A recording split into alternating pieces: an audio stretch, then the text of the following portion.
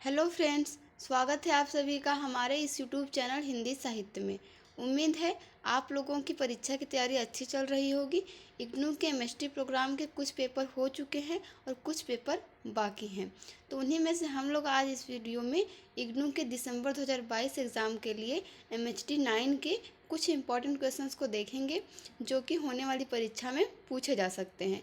तो लगभग हम लोग 10 प्रश्नों को देखेंगे जो कि होने वाली परीक्षा के लिए संभावित प्रश्न होंगे। तो चलिए देखते हैं। पहला प्रश्न है, हिंदी कहानी के उद्भव में गद्य के विकास की भूमिका का निरूपण कीजिए।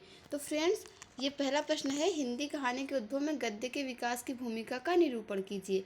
ये मोस्ट इम्पॉर्टेंट क्वेश्चन है क्योंकि ये अक्सर परीक्षा में पूछा गया है और इसका आंसर आपको हमारे प्लेलिस्ट में मिल जाएगा, जिसका कि लिंक आपको डिस्क्रिप्शन में मिल जाएगा। आप लोग चाहें तो जाकर देख सकते हैं। ऐसे ही बहुत सारे क्वेश्चन के आंसर आपको वहाँ पे मिल जाएंगे।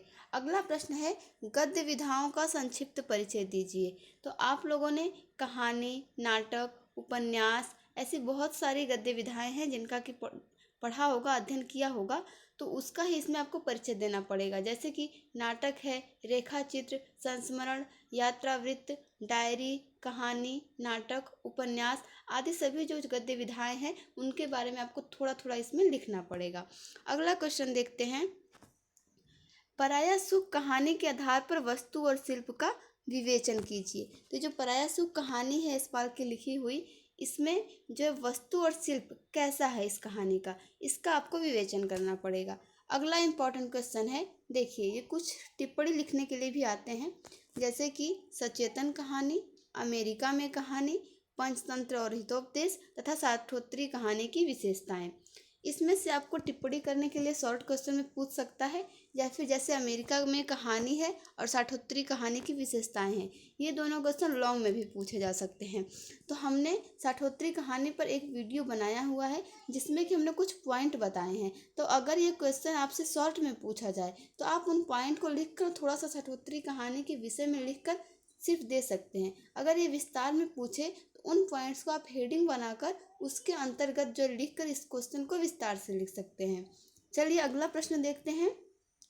अगला प्रश्न है, फ्रांस में कहानी के विकास पर प्रकाश डालिए। ये भी मोस्ट इम्पॉर्टेंट क्वेश्चन है क्योंकि यूरोप में जो कहानी है, फिर 18वीं शताब्दी में, 19वीं शताब्दी में इस तरह कहानी का उद्भव एवं विकास किस प्रकार से होता है, अक्सर परीक्षा में पूछा जा सकता है। उसमें से आपसे किसी देश पे भी पूछा जा सकता है, चाहे वो फ्रांस हो, ब्रिटेन हो या फिर कोई अन्य देश हो। तो हमने फ्रांस और ब्रिटेन इन दोनों पर ही वीडियो बनाया है और उनमें कहानी, उनके लेखक और किस समय के तथा उनकी कहानी की क्या विशेषताएं हैं, इन सभी बातों को एक चार्ट के माध्यम से समझाया है ताकि आपको याद करने में आसानी हो सके। तो आप लोग चाहें तो उसे भी जाकर देख सकते हैं, प्लेलिस्ट में लिंक आपको डिस्क्रिप्शन में मिल जाएगा। अगला क्वेश्चन देखते हैं। अगला इंपॉर्टेंट क्वेश्चन है प्रश्न संख्या 6, आधुनिक कहानी की प्रमुख प्रवृत्तियों पर प्रकाश डालिए। ये क्वेश्चन भी दिसंबर 2022 की परीक्षा की दृष्टि से मोस्ट इम्पॉर्टेंट है। नेक्स्ट क्वेश्चन देखते हैं, राष्ट्रीय आंदोलन के दौरान लिखी गई भारतीय कहानियों की विवेचना कीजिए। और 8वां प्रश्न है, समकालीन हिंदी कहानी की मुख्य प्रवृत्तियाँ क्या हैं।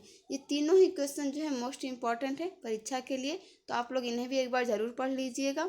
अगला प्रश्न है, देखिए प्रश्न संख्या 9, कहानी में प्रगतिवाद की भूमिका पर प्रकाश डालिए। ठीक है, देखिए ये लॉन्ग क्वेश्चन में है। और जो 10th क्वेश्चन है, ये है टिप्पणी करने के लिए पूछा जा सकता है कि प्रगतिवाद पर टिप्पणी कीजिए, या फिर लिखा रहेगा टिप्पणी लिखिए, ऑप्शन में आपको दे देगा प्रगतिवाद या फिर अज्ञेय। ठीक है, तो आप लोग इन्हें भी एक बार ज़रूर इनका आंसर देख लीजिएगा। तो फ्रेंड्स, ये थे एमएचटी 9 के इम्पॉर्टेंट 10 क्वेश्चन जो कि होने वाली परीक्षा के लिए इम्पॉर्टेंट है। आप लोग इन्हें ज़रूर देख लीजिएगा। उम्मीद है आप लोगों की तैयारी अच्छी चल रही होगी। परीक्षा के लिए आपको अग्रिम शुभकामनाएं। Thank you for watching this video.